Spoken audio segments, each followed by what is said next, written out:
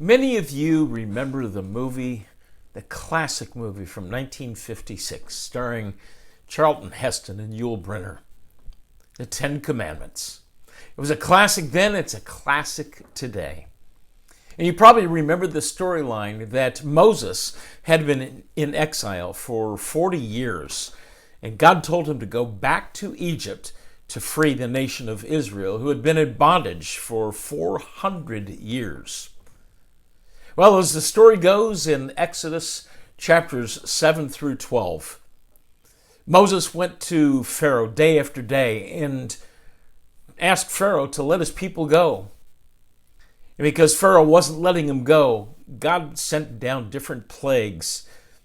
The water changed into blood, frogs, lice, gnats, wild animals, and the flies, the pestilence of livestock, the boils, and the list goes on.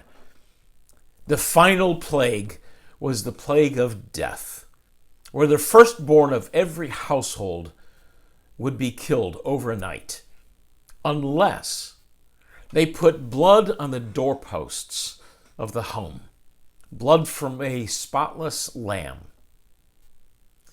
And death didn't care whose household it was. If you didn't have the blood on the doorposts, your firstborn was killed.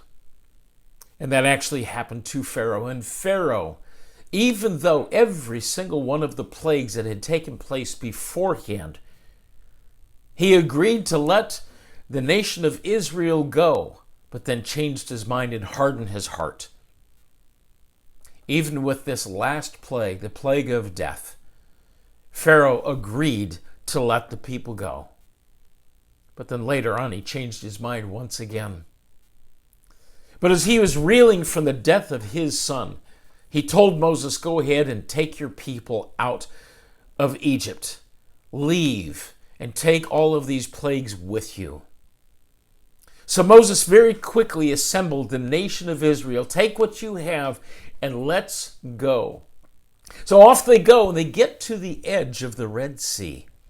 They have mountains on one side, actually mountains on both sides. And behind them, Pharaoh and his army decided that they were going to chase, they were going to capture and kill all of the Israelites. So the nation of Israel felt trapped until Moses raised his staff and parted the Red Sea. So God allowed for the nation of Israel, 1 million plus people, to walk across on dry ground. And as soon as they got to the other side, God let the waters come back.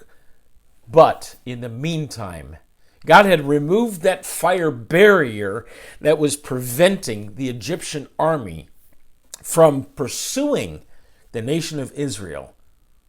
And now the Egyptian army was chasing after the Israelites again, and they were in the middle of the Red Sea when the waters came down and drowned them. So why do I tell you this story? Well, when you think about it, this sounds a little bit like what we are dealing with today. Now, not to the extreme, but if you think back to the story from Exodus about Moses freeing the nation of Israel and all of these different plagues and the challenges that people were dealing with, when you think about it, isn't that to an extent what we are dealing with right now with this pandemic? You know, it started out in one place and then very quickly spread around the globe.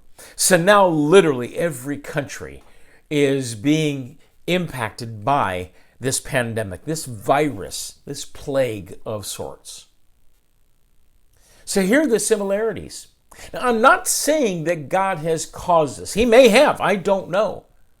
But what I'm saying is that today many people are feeling trapped, just like the nation of Israel was feeling trapped with the Red Sea in front of them, mountains on either side, and the Egyptian army coming after them and pursuing them. And they may feel trapped right now. Maybe you normally get up and you go to work and you're at your job for 7, 8, 9, 10 hours a day. But today you're feeling trapped at home. You may love your family dearly, your spouse, your children, but you're not used to being with them 24/7 and you're feeling trapped. Maybe you're feeling trapped because you can't work and you can't earn a living. And you don't know where the money's coming to pay the rent or the mortgage or the car payments or the medical bills that you may have already. Maybe you're feeling trapped because you simply can't get out and spend time with friends and family. And you're going stir crazy.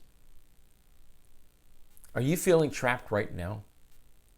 That's exactly how the nation of Israel was feeling all those years ago. But here's the answer.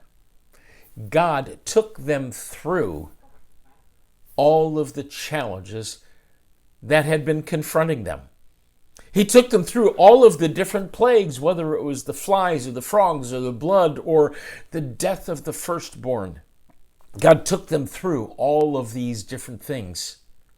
And God provided a way. You know, every day I turn on the news and I read different reports about how this doctor or this hospital, this group of scientists have come up with some things that are very hopeful in actually curing this disease. So there's hope on the near front of us dealing with this and getting through this. But maybe you're feeling a little bit hopeless right now. Did God cause this? I don't know. But one thing that God is telling us to do is chase after Him. Seek Him. Seek His wisdom, His guidance, His direction. Pray. Get on your knees and call out to God. I will assure you that God didn't say to Jesus and the angels, "Wow, I didn't see that coming." God knew every single bit of this was going to happen in eternity past. He knew it was going to go on. He has an answer for each of us. He has hope and encouragement for each of us. He has provision for each of us, whether it's physical or mental provision. He's going to strengthen us. Call on God and seek Him, and He will give you the consolation, the solace, the comfort that you need to pursue and to move forward as we're dealing with this pandemic. So call out to God. Tell Him your frustrations. Tell Him your fears. He'll listen to you. And if you have to shake your fist at God, shake your fist at God. But then get back on your knees and chase after Him. He knows your pain. He knows your fears. He knows your hurt. He knows that you're lost. He knows exactly what you need. He wants us to chase after Him and call on Him. Well, I hope this has been an encouragement to you. Know that the same God that took Moses and the nation of Israel out of Egypt and took them to safety, that same God, all those thousands of years ago, is taking us through this same thing today. He hasn't changed. He's still our provider. He's still our comforter. He's still the one that we need to worship and cherish. I hope this is an encouragement. I hope this gives you a little bit of hope so that you can now spread a little bit of that encouragement and hope to your family, to your friends, your co-workers, your neighbors. God will provide in every way that you need provision. Seek Him. This is Steve Reed. I'm with Stephen Reed Ministries. I'm a life and marriage coach. I'm a Ziglar Choose to Win coach. And if you're struggling right now and you need to talk with somebody, please feel free to reach out. Let's see if we can't put something together to help you and give you some encouragement to get through this trial. That's all I've got for today. I hope that you have a blessed day today and going forward. Goodbye for now.